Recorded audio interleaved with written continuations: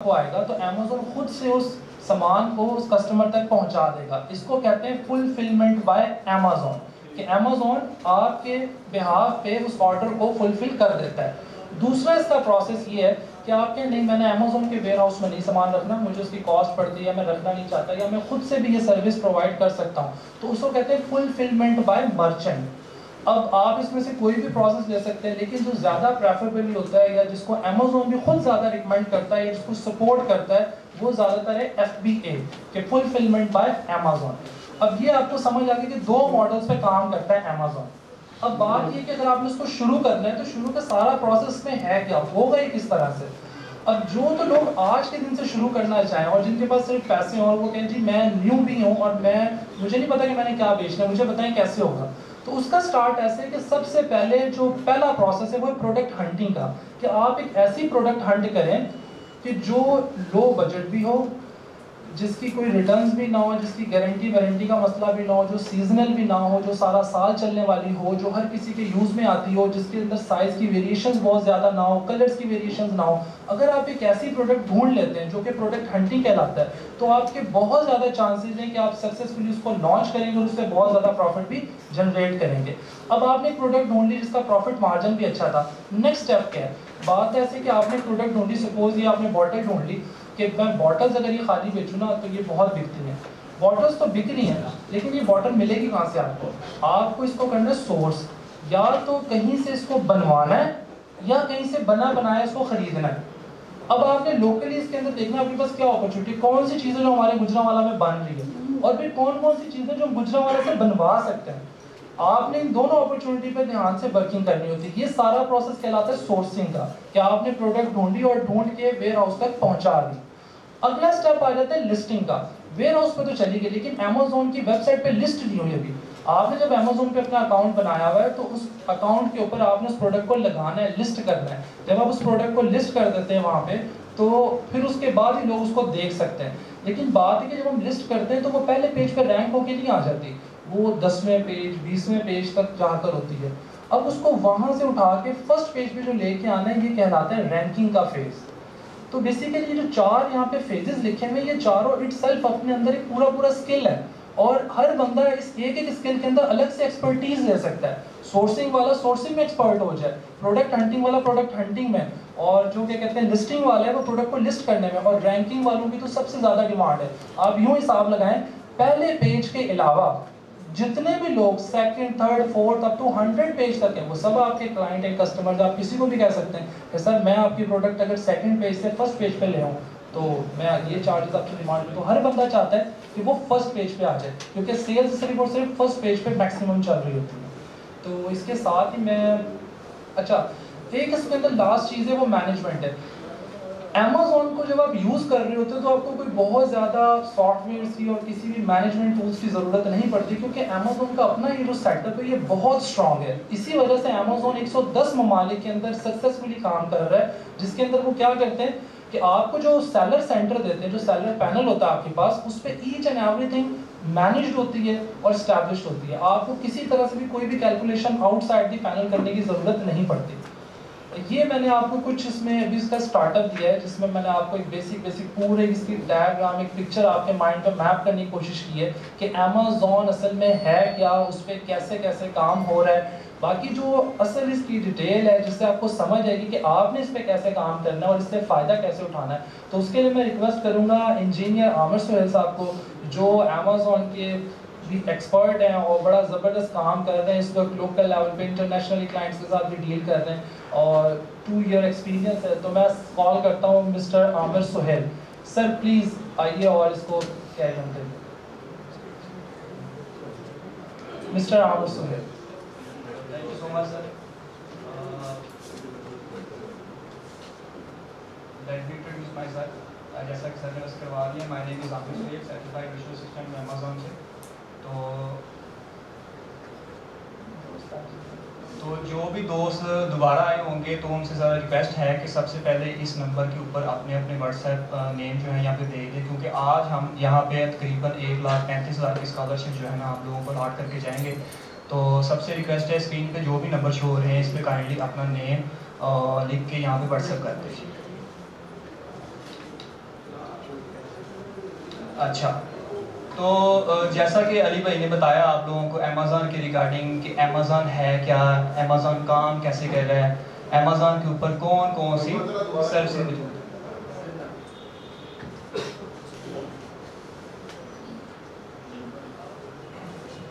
जी 30 second 40 second का time है, kindly सारे स्पीड से नंबर नोट कर लें, देन फिर हम आगे इसको कह देंगे।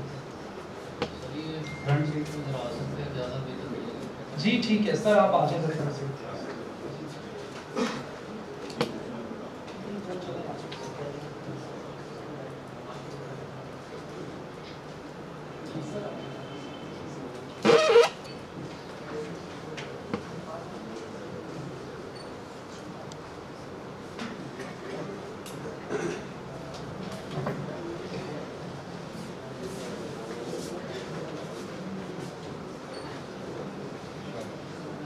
ठीक है जी, नंबर नोट हो गया होगा।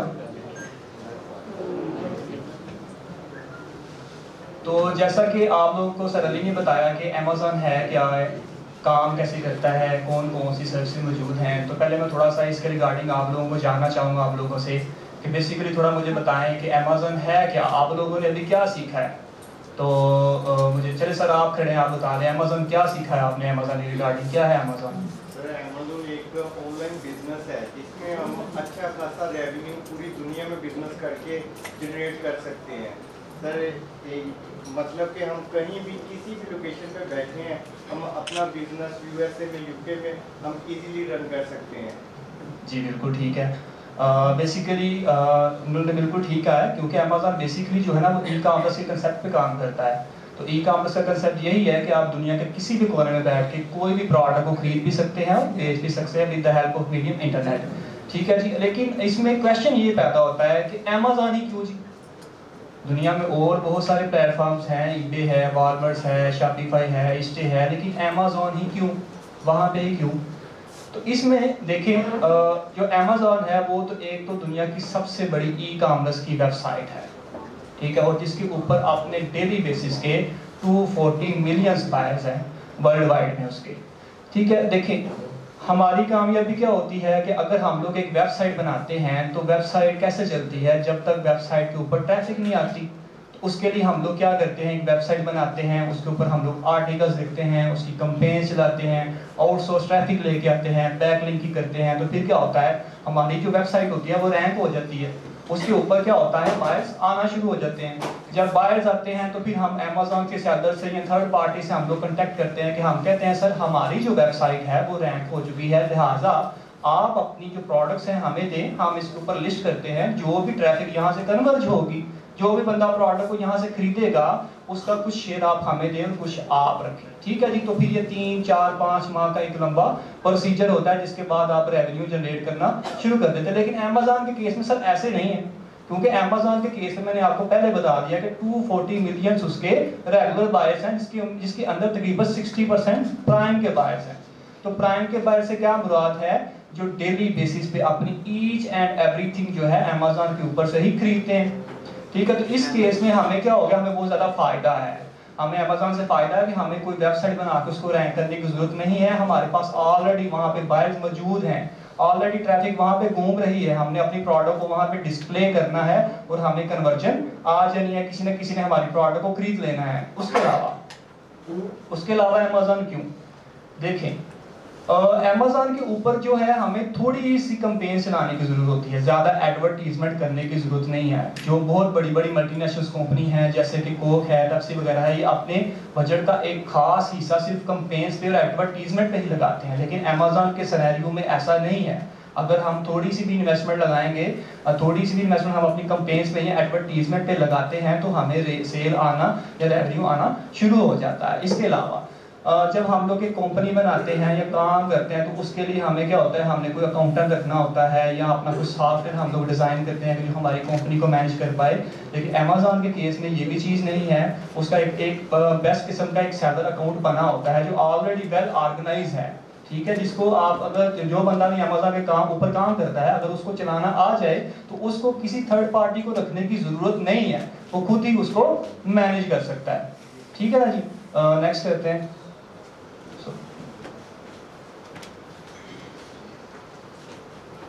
तो क्वेश्चन पैदा हो जाता है कि why we need to learn Amazon. ठीक है, तो इसमें सिंपल बात है सर, देखिए अगर आप गाड़ी चलाना चाहते हैं तो अगर आप ड्राइवर ही नहीं बनेंगे तो कैसे चला पाएंगे। ठीक है, तो ज़रूरी है कि जिस मार्केट प्लेस में आपने काम करना है तो उसमें आपकी कामयाबी के चांसेस कब भी होंगे जब उसको आप अच्छे तरीके से समझ पाओगे। एक आम बंदा है जो ले है, जिसको आइडिया नहीं है, उसने अपनी प्रोडक्ट को पकड़ा है, उसने उस पर डिस्प्ले कर दिया, तो उसको सेल के चांसेस कुछ और होंगे दूसरे बंदे के मुकाबले जिसने उसको स्टडी किया है, जिसने अमेज़न के एल्गोरिथम वगैरह को पढ़ा है, जिसको उसको पता है कि अमेज़न किन टेक्स्ट के ऊपर काम कर रहा है। ठीक है, जिसने उसकी डीपली स्टडी की है, तो उसके सेल के चांसेस, उसके कामयाबी के चांसेस दूसरे बंदे के मुकाबले में बहुत ज़्यादा होंगे। ठीक है, तो इसलिए ज़रूरी है, लेट्स से फॉर एग्जांपल किसी बंदे को पता ही नहीं है कि अमेज़न के ऊपर कौन सी प्रोडक्ट्स को डिस्प्ले करना है। अगर मैंने किसी प्रोडक्ट को डिस्प्ले करना है तो मैंने उसको किस कैटेगरी में लगाना है, कौन सी सब कैटेगरी में लगाना है। ठीक है, उसके अलावा उसको ये नहीं अंदाजा कि उसने किस टाइप की प्रोडक्ट्स को मार्केट के अंदर सेल करना है। ठीक है, यानी कि आपको उसको वो इसकी मिसाल आप ऐसे समझ लें कि एक होम एंड किचन की प्रोडक्ट्स हैं, एक ड्रग्स की प्रोडक्ट्स हैं। तो ड्रग्स की प्रोडक्ट्स जो होती हैं वो गेटेड कैटेगरी में आ जाती हैं। जो किचन की प्रोडक्ट्स हैं, लेट्स से ये बॉटल है तो ये किस में आ जाती है, होम एंड किचन की कैटेगरी में आ रही है, तो इसकी सेल ज़्यादा है, इसके ऊपर अमेज़न को सर्टिफिकेट्स नहीं मांग रहा, उसके लिए कोई हैजल नहीं है। तो अगर आप ड्रग्स बेच रहे हैं या मेडिसिन में आप लोग जा रहे हैं तो उसके लिए आपको बहुत ज़्यादा सर्टिफिकेट्स है, आपके लिए हैजल है। तो एक ले बंदे को इन चीज़ों का कैसे पता होगा, इसलिए ज़रूरी है कि आप उसको अच्छे तरीके से स्टडी करो। ठीक है ना, ताकि आपके अकाउंट्स की हेल्थ भी मेंटेन रहे और आप जो अच्छा खासा रेवेन्यू जनरेट कर और जो आपने प्रोडक्ट चूज की है वो सारा साल चल भी पाए। ठीक है, इसके अलावा जो भी बंदा अमेज़न के ऊपर काम कर रहा है, उसने प्रोडक्ट चूज कर ली, उसको सेलिंग प्लान का आइडिया ही नहीं होगा। मतलब फॉर एग्जाम्पल उसमें है दो तरह के अकाउंट्स, एक होता है हमारे पास इंडिविजुअल अकाउंट है, एक प्रोफेशनल अकाउंट्स है। उसको इस चीज़ का आइडिया ही कैसे होगा कि इंडिविजुअल अकाउंट कौन सा है, उसके क्या फ़ायदे हैं, प्रोफेशनल अकाउंट कौन सा है और उसके क्या फ़ायदे हैं। तो आपने अपनी सेल के अकॉर्डिंग कौन से अकाउंट का इंतखाब करना है, तो ये चीज़ सारी चीज़ों का उसको कैसे पता होगा, ये उसको तभी पता होगा जब उसको डीपली स्टडी करेगा। सही है जी।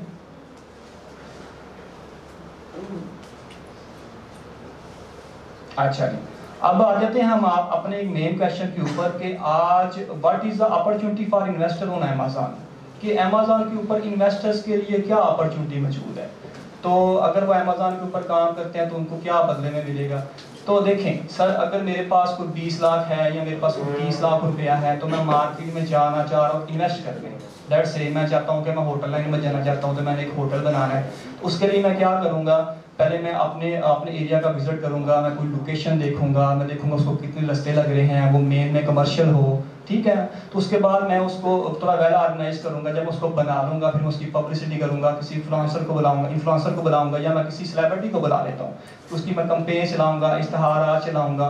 और फिर क्या होगा, उसकी मुझे सेल आना शुरू होगी, लोगों को थोड़ी समझ आएगी, हाँ जी यहाँ पे एक होटल बना है तो चलो इसको टेस्ट करते हैं कि फलाना सेलिब्रिटी यहाँ पे आया था, तो हम लोग भी जाके इसको टेस्ट करते हैं, तो फिर इससे हमारी सेल आना शुरू हो जाएगी। तो एक खास अच्छी मोटी हमें इन्वेस्टमेंट की जरूरत है। लेकिन अमेज़न के केस में सर ऐसे नहीं है। अमेज़न में सारी प्लेसेस इक्वल ही हैं।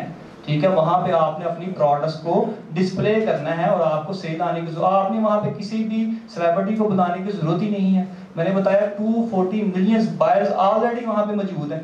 ठीक है ना, आपने बस अपनी प्रोडक्ट्स को पुश करना है और आपकी प्रोडक्ट आके मूव होती जाएगी और बिकती जाएगी। ठीक है जी। उसके बाद देखिए, आप जब मार्केट के अंदर इन्वेस्टमेंट करते हैं, लेट्स से कोई बंदा है जो पंखे बनाता है, तो उसने पंखे का शोकअप बना लिया। ठीक है, उसने मार्केट के अंदर सेल किया, वो नया है, तो मार्केट जो होती है उसके पैसे को नीचे लगा रखी है। ऐसे ही समझ लें कि एक सीजन का पैसा लेट्स से अगले सीजन में जाके मिलता है। लेकिन अमेज़न के केस में ऐसा भी नहीं है। 15 डेज में जो आपकी सेल आई होती है, जो आपका रेवेन्यू होता है वो क्लियर हो जाता है। तो क्विक रेवेन्यू जो होता है वो अमेज़न के केस में आपको मिल जाता है। ठीक है, तो इसलिए अपॉर्चुनिटी है इन्वेस्टर्स के लिए कि वो अमेज़न के ऊपर आए और ये जो हैजल्स उनको फेस करनी पड़ते हैं इससे वो बचें। इसके अलावा इन्वेस्टर्स के लिए एक जो बहुत मेजर अपॉर्चुनिटी यहाँ पे मौजूद है वो ये होती है कि जो अमेज़न के अकाउंट्स होते हैं वो एसेट्स होते हैं। एसेट्स किस तरह के होते हैं कि अमेज़न के जो अकाउंट होते हैं वो बिकते हैं मार्केट के अंदर। वेबसाइट है flipkart.com, उस पर जाके अपने अपने अकाउंट्स को फ्लिप कर सकते हैं। लेट्स से मिसाल के तौर पर अगर आपका अकाउंट 1 लाख रुपए का है तो वो 30 से मल्टीप्लाई होकर 30 लाख का सेल हो जाएगा। डिपेंड कर रहा होता है अपने अकाउंट की प्रोग्रेस पे, उसकी सेल कितनी अच्छी है, उसकी उस अकाउंट की हेल्थ कितनी अच्छी होती है। ठीक है जी।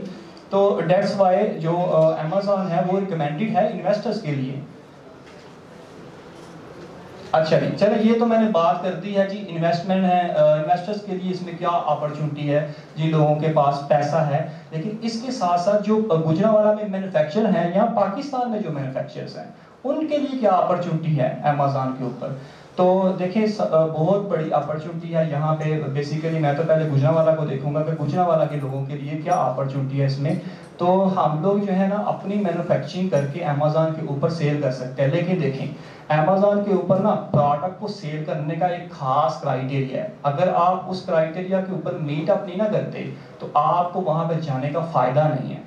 ठीक है, देखें अगर अमेज़न तकरीबन 110 ममालिक में मौजूद है तो उसके इतने टैक्स स्ट्रॉन्ग्स हैं तो वो इतनी मार्केट के ऊपर फैल रहा है ना। तो और दूसरी बात आप लोग याद रखें कि जो अमेज़न है ना वो अपने कस्टमर को, अपने बायर को बहुत ज़्यादा रिलीफ देता है।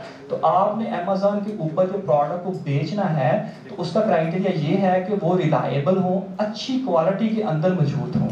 तो उसका कुछ क्राइटेरिया है प्रोडक्ट को सेल करने का। तो पहले तो मैन्युफैक्चरर को उस क्राइटेरिया को समझने की ज़रूरत है ताकि वो जो अपनी प्रोडक्ट्स बनाएं वो उस क्राइटेरिया के ऊपर बनाएं और वहाँ पे जब वो एक्सपोर्ट हो तो वहाँ पे वो चलें, ज़्यादा सेल आए और ज़्यादा रेवेन्यू हम लोग इंजॉय कर सकें। तो सबसे पहले उस क्राइटेरिया को हम लोग समझ लेते हैं कि प्रोडक्ट सेलिंग का क्राइटेरिया है क्या। देखें हम लोग अमूमन ऐसी प्रोडक्ट्स निकालते हैं जिसके ऊपर हमें डिमांड हाई हो। ठीक है, लेट्स से अगर मैंने ये बोतल बेचनी है तो मैं क्या करूँगा, मैं उस मार्केट में जाऊँगा जहाँ के ऊपर मेरे पास तकरीबन यानी सामान लेके एक मार्केट है उसके ऊपर लाख बायर है, 1 लाख बायर है और 10 दुकानें हैं जो बॉटल्स जो है वो लेती है। ठीक है, उसमें क्या होगा, उसमें हमारे पास डिमांड तो हाई होगी लेकिन कंपटीशन क्या होगा, लो होगा। इतने ज़्यादा बायर्स हैं और 10 दुकानें सिर्फ जो लोगों को क्या कर रही हैं, प्रोडक्ट्स प्रोवाइड कर रही हैं। ठीक है, इसके मुकाबले में मैं चला जाऊँ उस मार्केट में जहाँ बायर्स तो लाख ही हैं लेकिन दुकानें आ गई हैं 50,000, तो वहाँ पे कंपटीशन का लेवल क्या हो जाएगा, ऑटोमेटिकली कंपटीशन हाई हो जाएगा। तो हम लोगों ने उन मार्केट्स में जाना है या उन प्रोडक्ट्स में काम करना है जिनके ऊपर डिमांड तो हाई हो लेकिन साथ साथ कंपटीशन या तो लो हो या तो मीडियम हो, हाई कंपटीशन ना हो। सर अगर हाई कंपटीशन हो जाता है तो फिर क्या हो जाएगा, फिर हमें इन्वेस्टमेंट ज़्यादा चाहिए। जहाँ पे 10 लाख लगाना था वहाँ 20 लाख लगाना है, जहाँ पे 20 लाख लगाना था वहाँ 40 लाख भी लगाना पड़ सकता है हमें। क्यों, क्योंकि एडवर्टीजमेंट करना पड़ेगी, वहाँ पे मुझे बड़े बड़े ब्रांड्स को भी बीट अप करना पड़ेगा। ठीक है जी, तो ये कुछ क्राइटेरिया हैं। उसके अलावा मैं ऐसी प्रोडक्ट्स निकालूंगा, मैन्युफैक्चर ऐसी प्रोडक्ट्स बनाएं हमारे यहाँ के गुजरांवाला के मैन्युफैक्चर जो वहाँ पे सारा साल चले। ऐसी प्रोडक्ट बनाने का फ़ायदा ही नहीं है जो सिर्फ वहाँ पे 1 सीज़न चले, 2 सीज़न चले, यानी कि 1 माह चले, 2 माह, 4 माह चले या त्यौहारी हो, सीजनल हो, इस तरह के काम हमने नहीं करने। हमने उनके माइंडसेट के अकॉर्डिंग को प्रोडक्ट्स को बनाना है। इसकी मिसाल ऐसे समझ लें कि वो लोग जो हैं वो बहुत ज़्यादा पेट लवर्स हैं। ठीक है, वहाँ पे वो लोग क्या करते हैं, वहाँ पे डॉग लीशीज बहुत सेल होती हैं, डॉग पार्ट्स सेल होते हैं। अब वहाँ की प्रोडक्ट मैं यहाँ पे रखूँ, डॉग पार्ट्स मैं यहाँ पे रखूँ, क्या सेल होंगे? लोग लेंगे ही नहीं।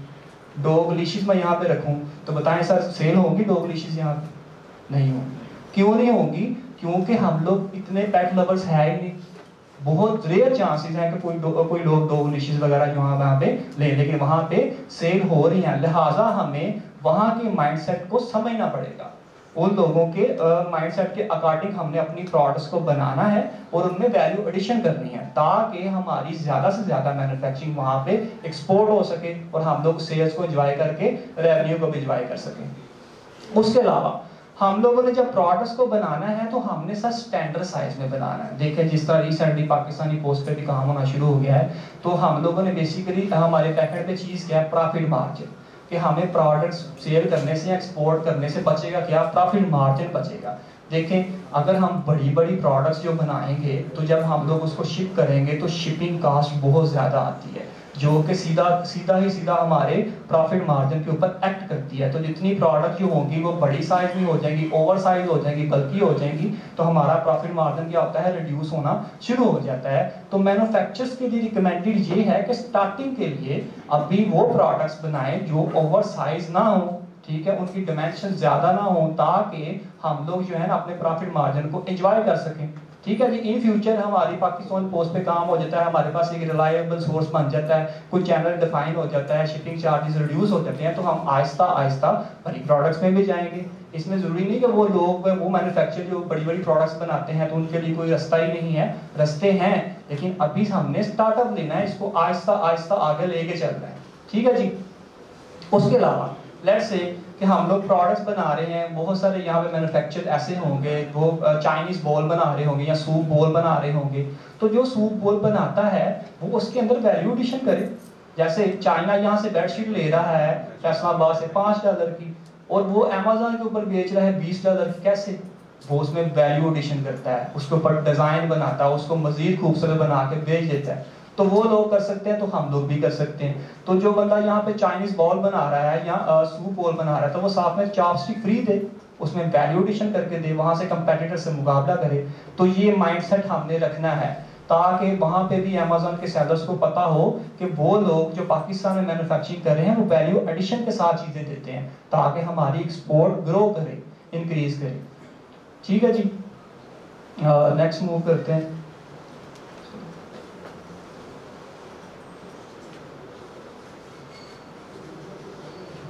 इसके अलावा ना एक बहुत गोल्डन अपॉर्चुनिटी है हमारे पास यहाँ की मैन्युफैक्चरिंग के लिए। देखें, अमेज़न के ऊपर जो प्रोडक्ट्स लोग बेच रहे हैं वो रिटेल कर रहे हैं, जैसे दुकानों के ऊपर लोग प्रोडक्ट्स को दे रहे हैं।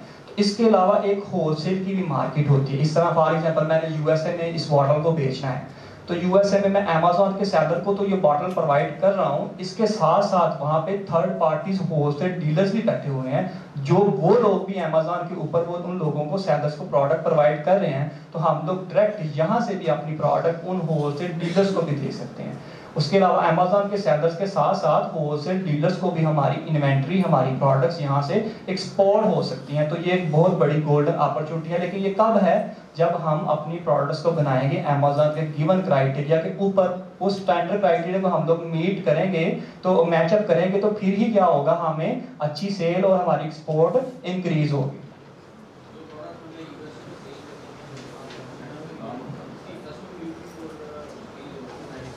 सर सारे क्वेश्चन का आंसर इंशाल्लाह लेक्चर के एंड पे हम लोग दे के जाएंगे जरूर। इस तरह थोड़ा सा डिस्टर्ब हो गया तो फिर ये इसमें चलता जाएगा।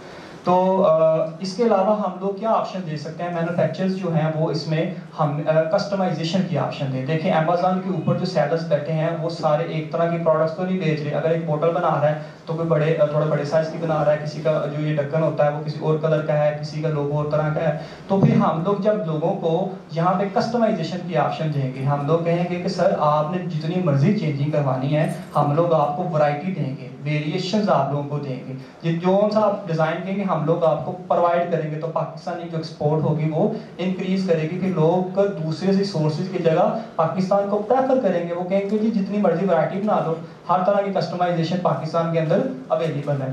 तो इससे पाकिस्तानी मैन्युफैक्चर के लिए बहुत बड़ी अपॉर्चुनिटी है। अच्छा जी, यहाँ पे जी what should investor do for future? अभी प्रेजेंट के लिए तो मैं यही कमेंट करूंगा कि सारे के सारे जो मैन्युफैक्चरर्स हैं वो अमेज़न के गिवन क्राइटेरिया को पहले तो समझें, और समझने के बाद उस क्राइटेरिया के ऊपर जो है काम करना शुरू कर दे और उसके अकॉर्डिंग ही प्रोडक्ट्स को बनाना शुरू कर दे। तो इन फ्यूचर क्या करेंगे? देखिए, इन फ्यूचर में ये हो जाएगा, लेट्स से कि एक बंदा फ्राई पैन बना रहा है सिंपल, ठीक है, तो वो नॉन स्टिक अगर किसी ने करवाना है तो वो किसी दूसरी फैक्ट्री से मिल जाए, वहां से बना रहे हैं, या किसी ने पैकेजिंग करवानी है तो वो तीसरी फैक्ट्री में, या जहाँ पे मैंने बॉल की मिसाल दी है तो चॉपस्टिक बनाने वाला कोई होगा। तो इससे क्या हो जाएगा, एक ना नेटवर्क बन जाएगा, ठीक है जी। तो सारे जो इंडस्ट्रीज होगी वो लोकल लेवल पे ग्लोबल सिस्टम बन जाएगा कि एक प्रोडक्ट जो है ना इन सारी फैक्ट्री से होके, या अगर प्रोडक्ट को मैंने खूबसूरत बनाना है, वैल्यू एडिशन करनी है, तो फलानी फैक्ट्री में चले जाएं, इसमें अगर आपने कलर को चेंज कराना है तो दूसरी फैक्ट्री में चले जाएं। तो सारी आपस में फैक्ट्रीज जो होती हैं वो कनेक्ट हो जाती हैं, ठीक है ना, लोकल लेवल पे भी और ग्लोबल लेवल पे भी क्या हो जाता है, तो हमारी एक्सपोर्ट इससे इंक्रीज हो जाती है इन फ्यूचर, अगर हम लोग अमेज़न के गिवन क्राइटेरिया पे काम करना शुरू कर देते हैं। क्योंकि एक बंदा, मतलब फॉर एग्जांपल एक बंदे ने को प्रोडक्ट बनानी है, हो सकता है कि उसके पास जो मैन्युफैक्चरिंग लगी हो वो गिवन क्राइटेरिया में पूरी ना उतर रही हो, सारा कुछ वो ना बना पाए, तो वो दूसरी फैक्ट्री से, तीसरे मैन्युफैक्चरर से, चौथे से आपस में मिल जाए, मिलके एक कनेक्शन जो है ना वो बिल्ड इन कर ले, ठीक है, ताकि एक ग्लोबल नेटवर्क क्रिएट हो जाए। तो इससे क्या हो जाएगा, हमारे लिए ही फायदा है। तो वो धागा मिलके ना एक स्ट्रॉन्ग सी रस्सी बननी जाएगी, ठीक है ना जी। जब वो रस्सी बन जाएगी ना तो फिर ऑटोमेटिकली जो है ना वो गुजरांवाला इंशाल्लाह ग्रो करेगा। हमारे पास वो अल्हम्दुलिल्लाह अपनी मैन्युफैक्चरिंग है, तो हम लोग इससे बहुत ज्यादा फायदा उठा सकते हैं।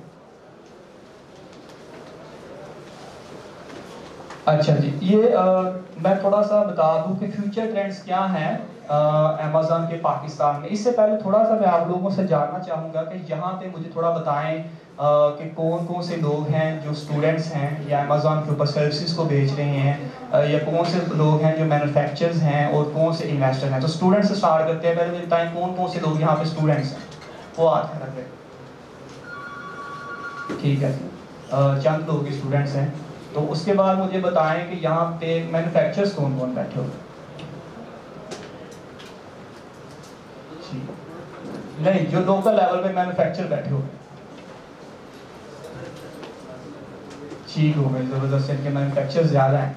तो उसके अलावा मुझे बताएं वो लोग जिनके पास इन्वेस्टमेंट है, जो इन्वेस्टर्स हैं वो लोग कौन से हैं। अच्छा, मैन्युफैक्चरर्स ही इन्वेस्टर हैं, चलो जी माशाल्लाह, बहुत अच्छी बात है। तो सर थोड़ा सा फ्यूचर ट्रेंड के बारे में बता देता हूँ आप लोगों को। देखें, सबसे पहले तो जो मार्केट में हवा फैली हुई है जी, अमेज़न आ गया है जी, ऐसे हुआ है, ऐसा अभी ऐसा नहीं है। देखिए, पहले भी अमेज़न के ऊपर काम हो रहा था, लेकिन अभी अमेज़न ने क्या किया है, हमें परमिशन दे दी है कि आप जो है ना अपने सैलरी का अकाउंट जो है ना वो यहाँ से बैठ के बना लें।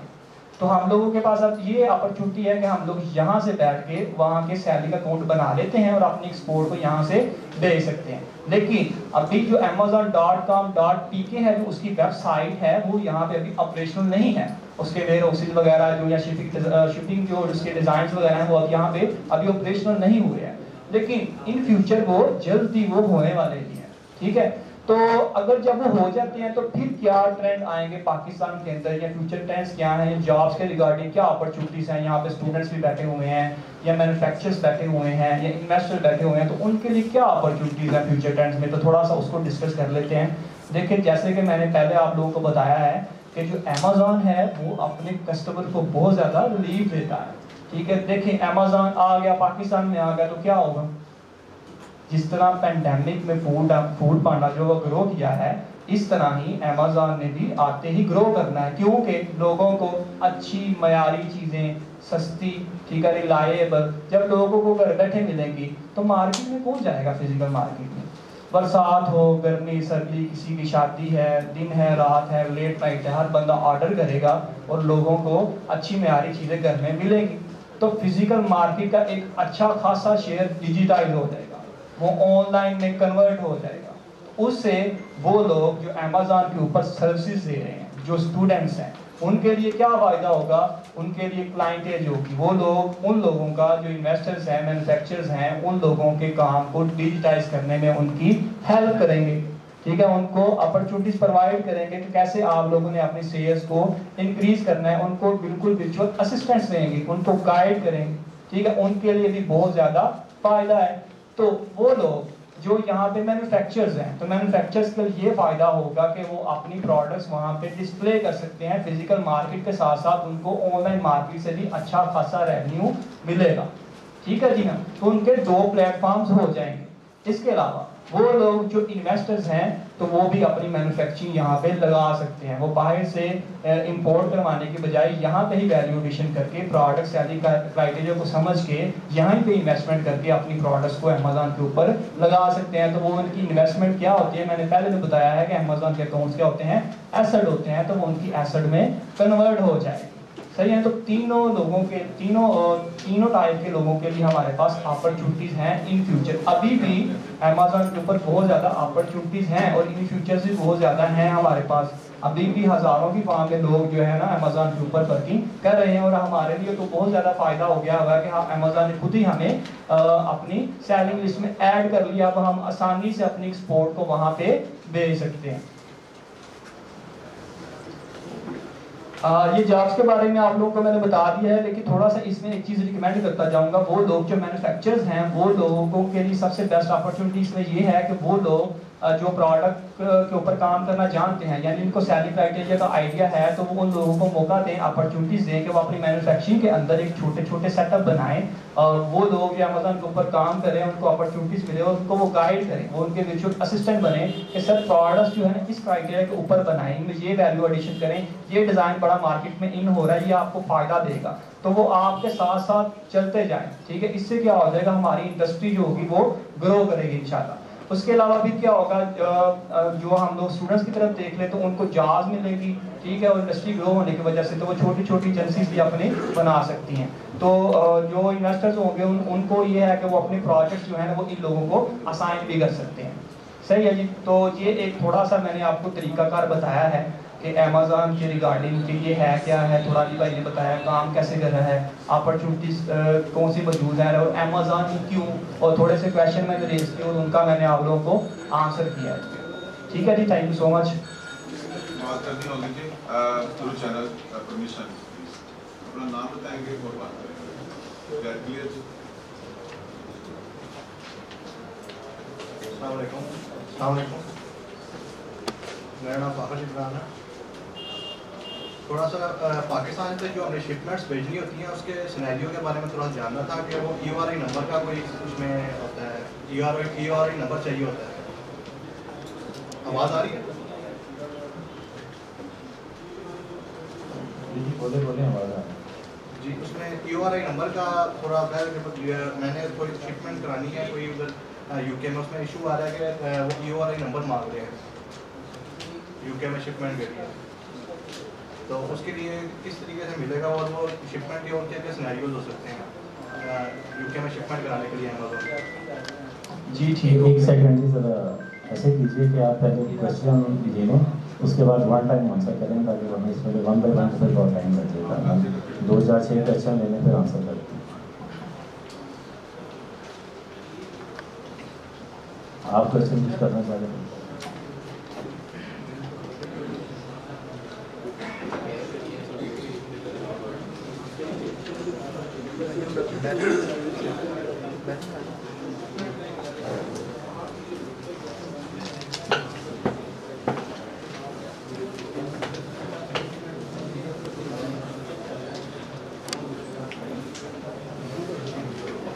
अस्सलाम वालेकुम। I am Ranu Marinam. I am Amazon seller अल्हम्दुलिल्लाह। My question is जैसे हम चाइना से शिपमेंट करते हैं तो हमें डिलीवरी रेट मिलता है, क्योंकि हम टेंशन फ्री हो जाते हैं, वहाँ से जस्ट अपनी शिपमेंट देते हैं, वो हमें डिलीवरी रेट देते हैं कि भाई पाकिस्तान चाइना टू UK जो है शिपमेंट रेट ये होगा, तो हम उनको अपनी शिपमेंट दे देते हैं, हमारी शिपमेंट अमेज़ॉन के वेयर हाउस पहुँच जाती है। आया पाकिस्तान में कैसा सिस्टम मौजूद है कि जिससे हम ऐसे ही इजीली हम अपनी शिपमेंट दें, हमारी जो शिपमेंट है वो अमेज़ॉन वेयर हाउस पहुँच जाए? ये कस्टम ड्यूटीज़ जो जितनी भी दरमियान में ये जो हार्डल्स हैं ये हमारे अमेज़ॉन सेलर के लिए ना हो, ऐसा कोई सिस्टम मौजूद है या फ्यूचर में इंशाल्लाह आएगा? Thank you.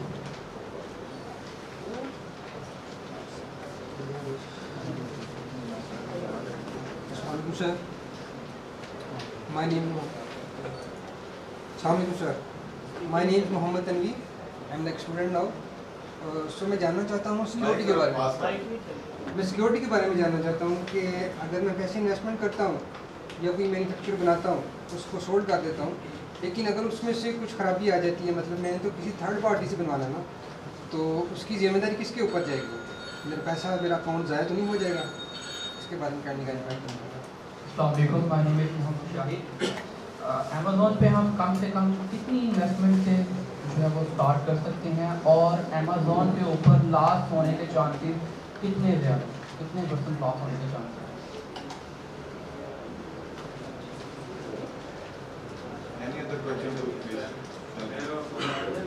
मेरा प्रश्न ये है कि पाकिस्तान में हम लोग जो अभी आपने बताया कि हमारे पास अपॉर्चुनिटी है, लेकिन वो इन फ्यूचर में ज़्यादा अभी हमें क्या फायदा पाकिस्तान की एक ही क्वेश्चन है। दूसरा क्वेश्चन ये है कि जो रेवेन्यू हमारे जनरेट करता है वो तीनों बिजनेस मॉडल में इसी तरह क्या रहता है?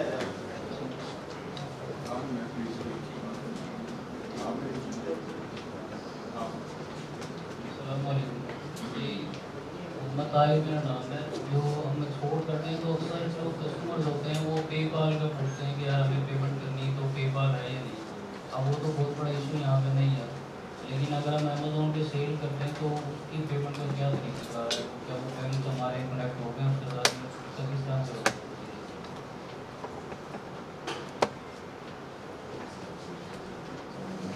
अच्छा, थैंक यू जी।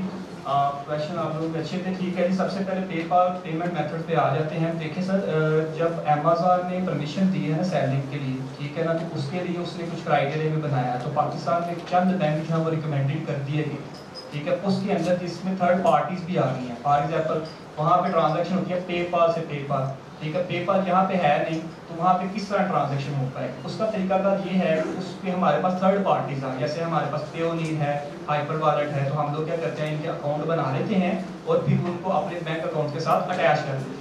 तो आपकी ट्रांजैक्शन वहाँ से पहले पेयोनीर में आती है या हाइपर वॉलेट या ट्रांसफरवाइज में आती है, और वहाँ से फिर हम लोग क्या करते हैं, अपने बैंक अकाउंट में उसको ट्रांसफर कर लेते हैं। यहाँ से आपकी ट्रांजैक्शन जानी है तो इसी चैनल के थ्रू चली जाती है, तो इसमें किसी किस्म का हैसल नहीं है आपके पास, ठीक है जी। और एक क्वेश्चन था बिजनेस मॉडल के रिगार्डिंग, तो बिल्कुल इसमें एफडी एफडीएम के केस के ऊपर हो सकते, इसमें जो उसमें क्लियरेंस के हैं मामला तो तकरीबन सेम ही है, ठीक है।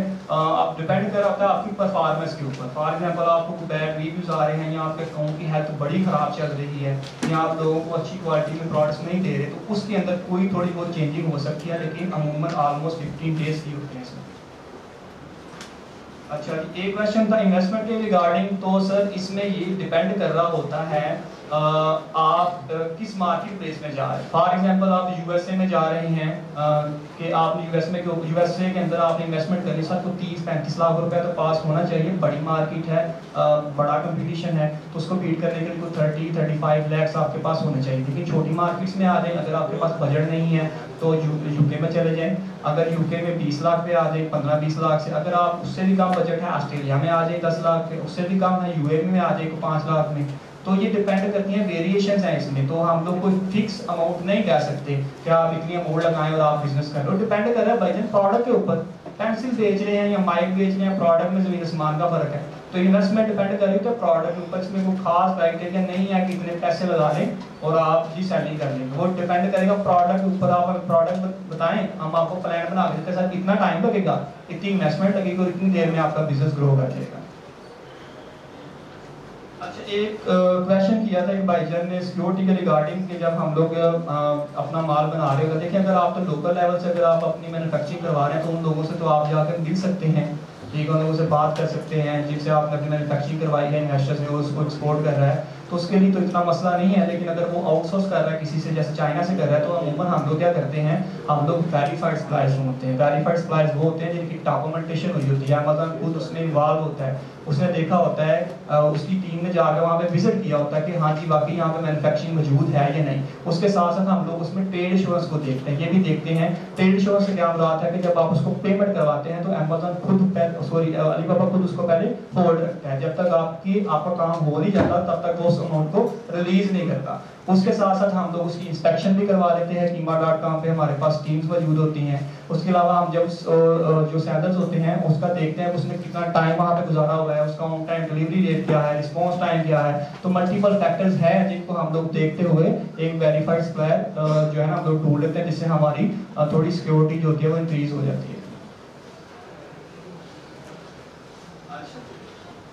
एक क्वेश्चन था जीडीपी पाकिस्तान से, जो जीडीपी कैसे हो सकती है। सर जीडीपी पहले होता क्या है, बहुत सारे लोग यहाँ पे ऐसे भी होंगे जिनको जीडीपी का अंदाजा ही ना होगा। तो जीडीपी क्या होता है, ड्यूटी पेड डिलीवरी या ड्यूटी डिलीवर पेड जिसको बोलते हैं हम लोग। तो उसमें होता क्या है कि जो भी मैन्युफैक्चर प्रोडक्ट वो बना रहा है वो खुद ही उसको बनाए, उसको पोर्ट तक भी छोड़ के आए, और जहाँ पर अमेज़न का डिजायर वेयर हाउस है उस वहाँ तक भी उसको खुद ही पहुँचाए, ठीक है। तो अब ये चीज़ डिपेंड करती है जो यहाँ पे पाकिस्तान में गुजरांवाला में मैन्युफैक्चर बना रहे हैं मैन्युफैक्चरिंग, ठीक है, वो आप लोगों को क्या ऑप्शन दे रहे हैं। अगर वो बनाते हैं, बना के वो कहते हैं सर जी मैंने चीज़ बना दी है, ये मेरी फैक्ट्री है, यहाँ पे पड़ी हुई है, आप जाने आपका काम जाने, वो केस अलग है, ठीक है। यहाँ तो आपको वो सर्विस दे रहे हैं कि हम लोग खुद ही इसको बनाएंगे, अपने ही कंटेनर का चैनल हमारा डिफाइन है, तो हम लोग इसमें लोड करके आप लोगों को भिजवा देंगे। तो ये डिपेंड कर रहा है उस मैन्युफैक्चर के ऊपर, ठीक है, कि वो आपको कौन सी सर्विस दे रहा है।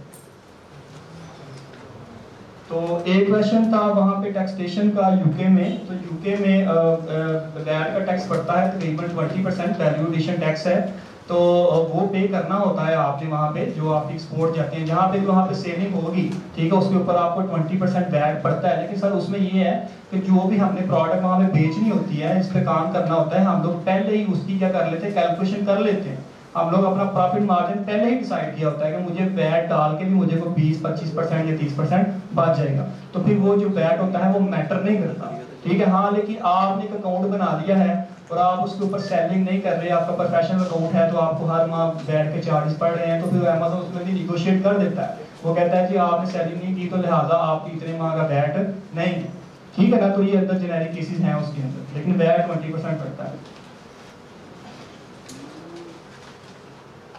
अच्छा, एक क्वेश्चन है ये QRI नंबर का, शिपमेंट प्लान क्रिएट करते हुए किसी भाई को मसला आ रहा है इसमें। तो अमूमन ये QRI नंबर का मुझे आइडिया नहीं है, पहले मैंने कभी ये चीज़ नहीं देखी। यहाँ से जितनी भी शिपमेंट जा रही हैं DHL के थ्रू हम लोग करवा रहे हैं यहाँ पे, तो ये कोई आपको है कोई मसला तो आप EORI नंबर है, EORI नंबर है, वो शिपमेंट वाले मांग रहे हैं मेरी शिपमेंट उधर। URI नंबर, EORI, अच्छा EORI नंबर, ये कोई ये डिपेंड कर रहा होगा आपकी प्रोडक्ट के अकॉर्डिंग, हो सकता है उसमें कोई रिक्वायरमेंट हो जो वो मांग रहा है EORI नंबर।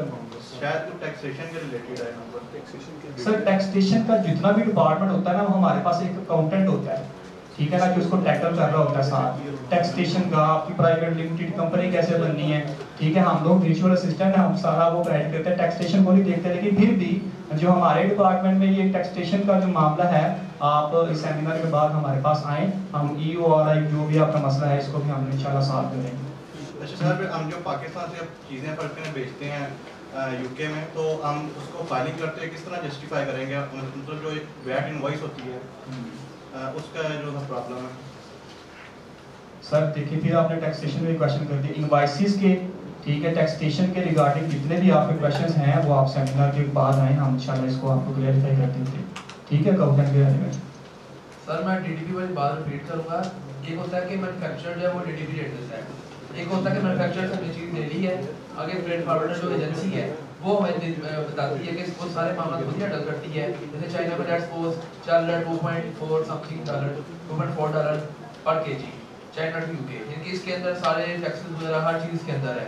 तो मेरा क्वेश्चन है कि पाकिस्तान में ऐसी फ्रेट फॉरवर्डर एजेंसी है जो जस्ट हमें रेट दे और हमारी प्रोडक्ट हमसे उठाए और UK में अमेज़न वेयर हाउस बिल्कुल अभी तक नहीं है, लेकिन पाकिस्तानी पोस्ट पे काम हो रहा है। और वो सर वो मैंने लेक्चर लिया है, वो आई थिंक 2 डेज अगो वो खालिद वो सब डायरेक्टर हैं एडिटर्स के साथ उनका वो लेक्चर हुआ था, लेकिन वो तो काफ़ी एक्सपेंसिव है, वो 3000 समथिंग का जो पर kg का बता रहे थे वो, और वो बाई एयर है। लेकिन बाई एयर भी जो है वो चाइना में हमने जो लास्ट शिपमेंट करवाई है वो लाइक $6 पर kg है।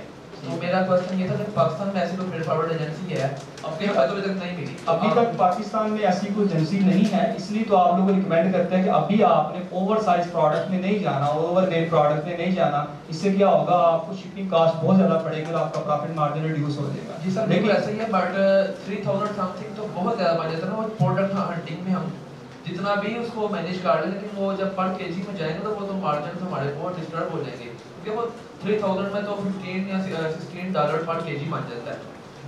तो इसके बारे में जो है ना, ये जो हमारे चैम्बर्स जो है ये यहाँ इस मामले पे उठानी चाहिए आवाज़ के, ये जो है इस तरह की फ्रेट फॉरवर्डर एजेंसीज बने जो इस तरह का मामला हैंडल करें, ताकि जो छोटे सेलर है, हम न्यू सेलर है, तो अब हम बिल्कुल एकदम एक कंटेनर तो नहीं ना भेजेंगे, अब हम यहाँ से 10 कार्टन या 15 कार्टन 5 कार्टन स्टार्ट में जो न्यू सेलर होता है आपको तो पता है वो इसने वो जो रैपिड लॉन्च करता है वो इतनी करता है।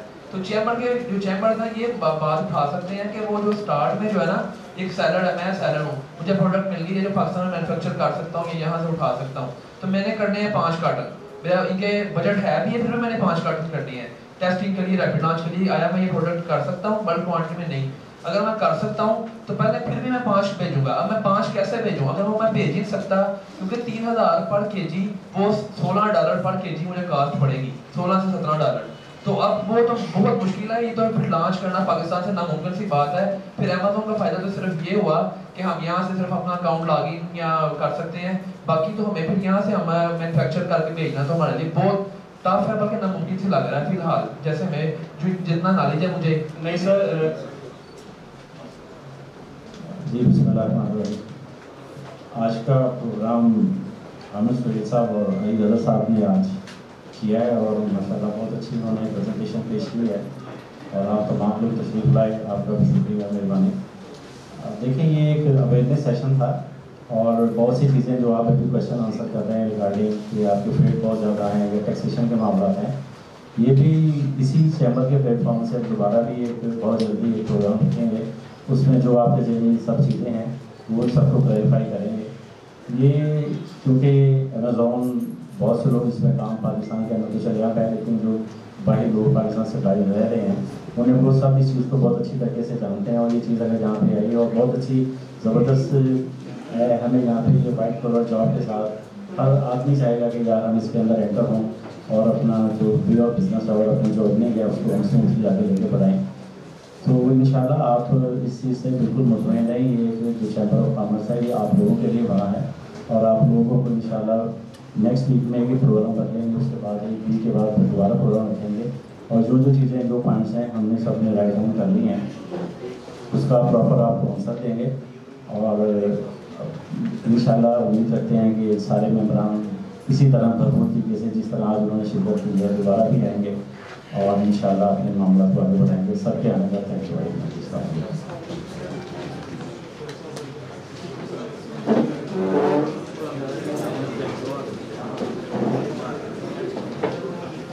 एक क्वेश्चन का आंसर करना चाहते हैं शाहज़ाद जी।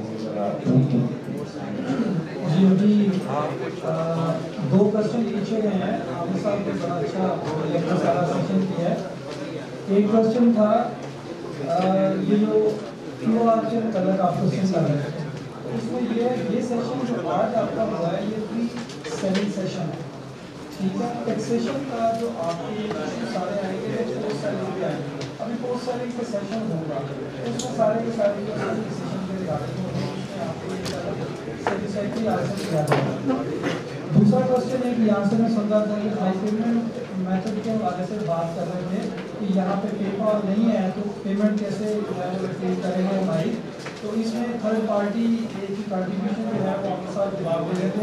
तो हमारे पाकिस्तान जो है यूके देश उन्होंने यूके की तरफ यूके अभी पिछले महीने उन्होंने यहाँ से हमारी गवर्नमेंट के साथ स्टेट बैंक के साथ सक्सेसफुल मुज़ाकरात किए हैं। इसके तहत विन पे पीके अप्रूव हो गया, तो विन पे पीके से अब आपकी सेलिंग के अगेंस्ट जितनी भी पेमेंट्स है वो सारी बड़ी सेफ और सिक्योर तरीके से जो है वो आपको वापस मिलना चाहिए और वो बड़ी जल्दी चैनलाइज हो रही है।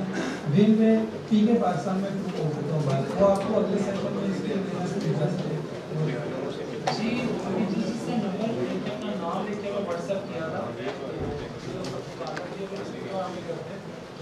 सबको स्कॉलरशिप से प्रोवाइड करते हैं। जितना भी आपको ये अवेयरनेस सेशन था हमारे साथ प्रॉपर एक ट्रेनिंग इंस्टीट्यूट है जहाँ पे आपको अमेज़ॉन की A to Z ट्रेनिंग हम प्रोवाइड करते हैं, स्टेप बाय स्टेप सारे स्टेप्स सिखाते हैं कि किस तरह से आप ये सारे स्किल्स सीख सकते हैं और इस पे काम कर सकते हैं।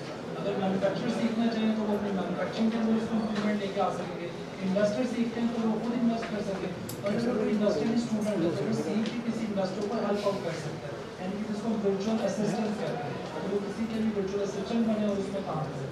अब ये सब कुछ सीखने के लिए आपको क्या करना पड़ेगा, आपको ट्रेनिंग लेनी पड़ेगी। ट्रेनिंग के लिए आपको यहाँ पर स्कॉलरशिप दे रहे हैं तो आपको स्कॉलरशिप अवेल करें।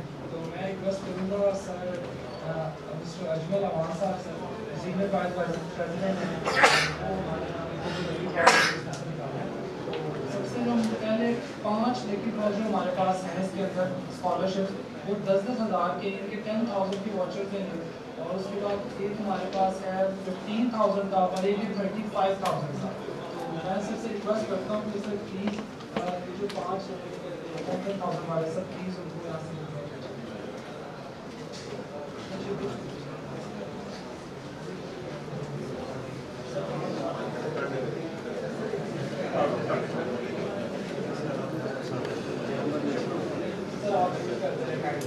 प्लीज जल्दी से आते जाइएगा, अपने साथ से रिसीव करना।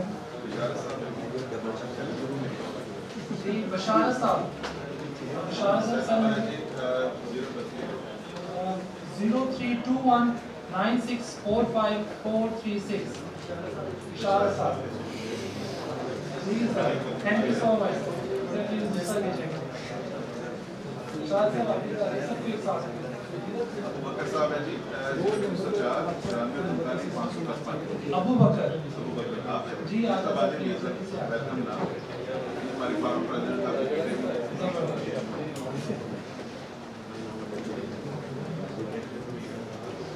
साहब हैं जी 0324 है 8 21 544 वेलकम जी आगे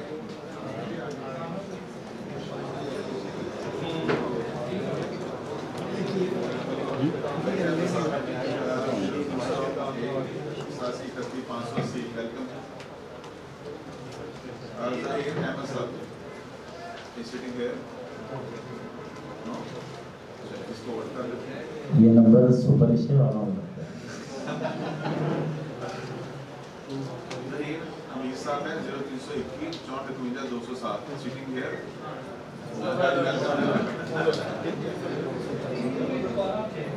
अच्छा जी हम ये करने लगे हैं कि दोबारा इसको करने लगे जो कुछ नसीब उसको मिलना जी आई होप सो जी जो अभी जो यानी कि लकी ड्रॉ हो रही है 10,000 वाले वॉचर्स हैं जो भी इन सबको देंगे इसके बाद 15,000 और 35,000 बोलिए मकबूल साहब है 04 आने जी वेलकम जी ये आपके नसीब में था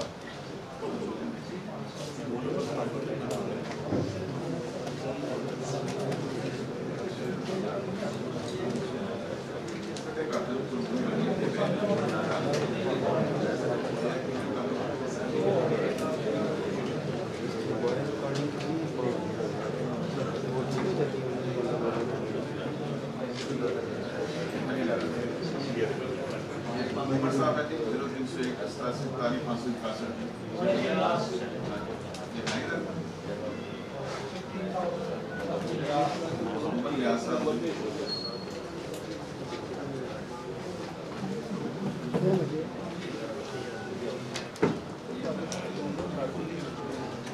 मोहम्मद साकिब साहब हैं 0324 86 13 560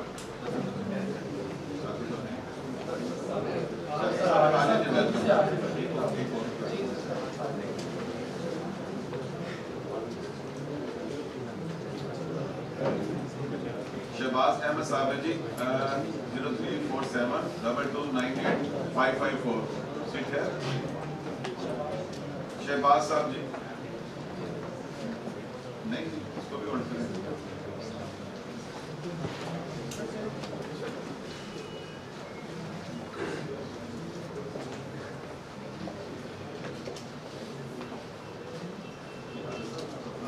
हारिस साहब है जी 0346 04113457 हारिस साहब कोई हैं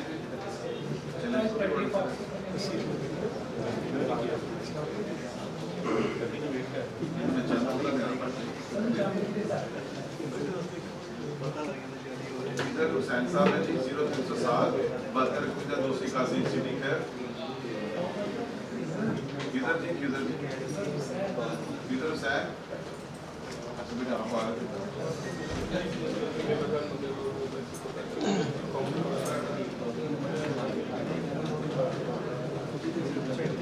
मोहम्मद वसीम साहब है जी 03314436 आगे वेलकम जनाब।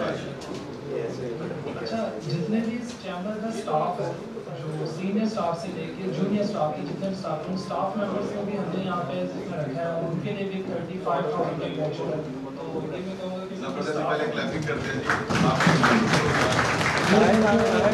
ये बल्कि इसमें एक्सप्लेन करते हैं कि स्टूडेंट्स को और एंटरप्रेन्योर्स को मेंबर्स को तो किसी न किसी प्लेटफॉर्म से एप्रिसिएशन और रिवॉर्ड मिल ही जाते हैं लेकिन चैम्बर के स्टाफ के लिए क्योंकि ये एक ऐसा प्लेटफॉर्म है जो हर स्टेक होल्डर को अपॉर्चुनिटी दे रहा है कि आप आएँ और माशरे में जो है मुस्बत जो आप काम करना चाह रहे हैं वो करें तो इसकी रिवॉर्ड के अंदर जो है ना चैम्बर का जो स्टाफ है उनके लिए एक का जो है ना वो रखा हुआ है तो वो अभी इसमें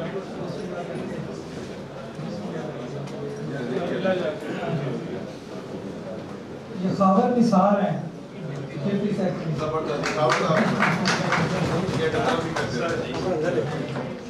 नहीं ये बात कावड़ साहब को बुलाओ बेटा कावड़ साहब